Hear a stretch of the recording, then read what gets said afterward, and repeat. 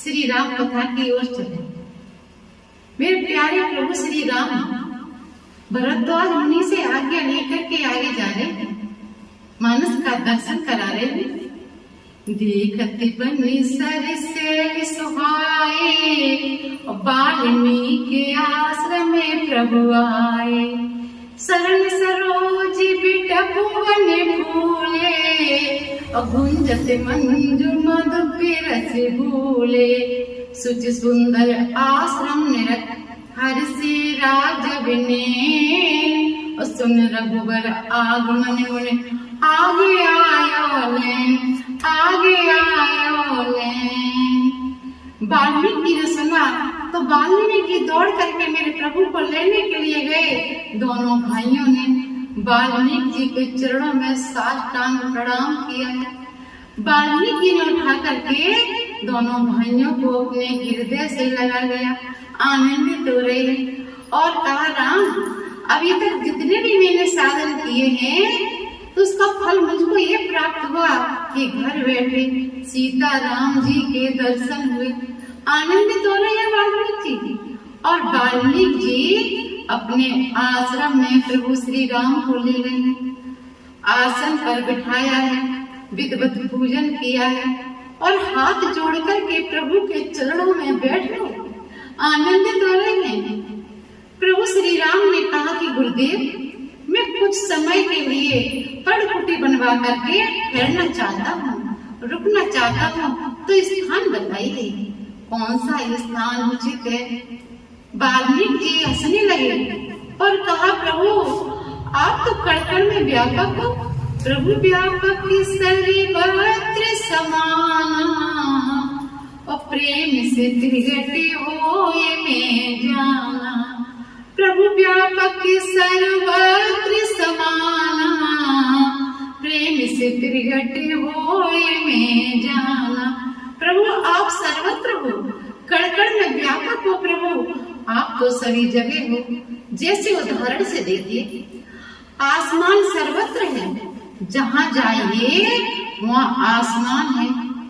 आसमान से यह कहा जाए कि थोड़ा सा स्थान खाली कर दो तो आसमान के लिए असंभव हो, थोड़ा सा स्थान आसमान खाली नहीं कर सकता। इसी प्रकार से प्रभु आप कण कण में व्यापक हो, सर्वत्र हो। आपके लिए प्रभु सब कुछ संभव है। असंभव है तो यही है कि आप थोड़ा सा स्थान खाली नहीं कर सकते, ये आपके लिए असंभव है। प्रभु श्री राम ने कहा मुस्कुराते हुए वाल्मीकि से कि गुरुदेव मैं व्यवहारिक दृष्टि से पूछ रहा हूँ। तो वाल्मीकि जी व्यवहारिक दृष्टि से बता रहे हैं। 14 स्थान पहले वाल्मीकि जी ने बताए।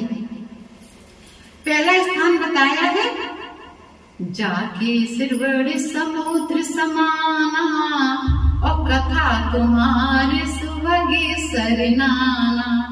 जाके सिरवड़ समुद्र समाना, और कथा तुम्हारे सुभगे सरनाना।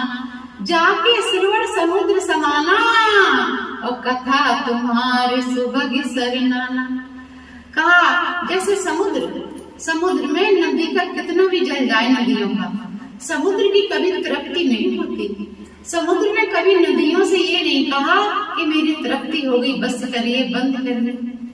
इसी प्रकार से कान निरंतर प्रभु की कथा सुने, कभी इनकी तृप्ति न हो। जैसे उदाहरण से समझिए, पृथु महाराज ने नवयोसरों से 10,000 कान मांगे, इसलिए कि कभी मन अघाए नहीं, निरंतर प्रभु की कथा सुनो। तो नवयोसरों ने कहा किस प्रकार से 10,000 कान तो शरीर में वेद के दिखाई देंगे। तो नवयोसरों ने पृथु महाराज को 10,000 कान की शक्ति 2 कानों में दे दी। 2 कानों में 10,000 कान की शक्ति दे दी। आनंदित हो रहे हैं पृथु महाराज।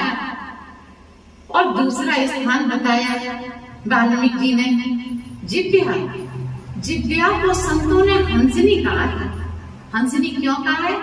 क्योंकि हंस मोती चुगता है। इसी प्रकार से जिव्या है, शास्त्रों में से, पुराणों में से सुंदर सुंदर शब्दों को चुन चुन करके लाती है और वक्ताओं के रूप में हम श्रोताओं को श्रवण कराते हैं। तीसरा स्थान वाल्मीकि जी ने बताया है नेत्र। नेत्र जिस प्रकार से मोर मेवों को देख देख करके आनंदित होते हैं, इसी प्रकार से ये नेत्र हर्षित होते रहे आपकी झांकी के दर्शन कर करके। निरंतर इन नेत्रों में आपकी झांकी समाई रहे, आपकी झांकी के अलावा कुछ दिखाई न दे। निरंतर आपकी चिंतन चले, संसार में आपके अलावा कोई दिखाई न दे। आपकी झांकी हर मनुष्य में, हर जीव में दिखाई दे।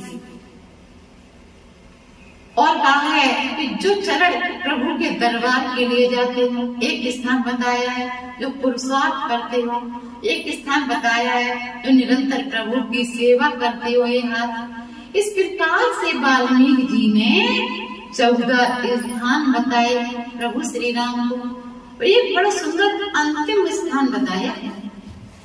अंतिम स्थान बताया वाल्मीकि जी ने, जो प्रभु का निरंतर चिंतन करता हो, प्रभु का भजन करता हो, मेरे प्यारे प्रभु का ध्यान करता हो। जैसे कि प्रहलाद निरंतर प्रभु का चिंतन करते थे, भजन करते थे। भक्त प्रहलाद के लिए मेरे प्रभु प्रकट हुए नरसिंह हरि भगवान के रूप में। और प्रहलाद से कहा मेरे प्रभु ने कि मांगिए, क्या मांगना चाहते हो? तो प्रहलाद ने हाथ जोड़कर के प्रभु से विनती निवेदन किया कि प्रभु मुझे कुछ नहीं चाहिए।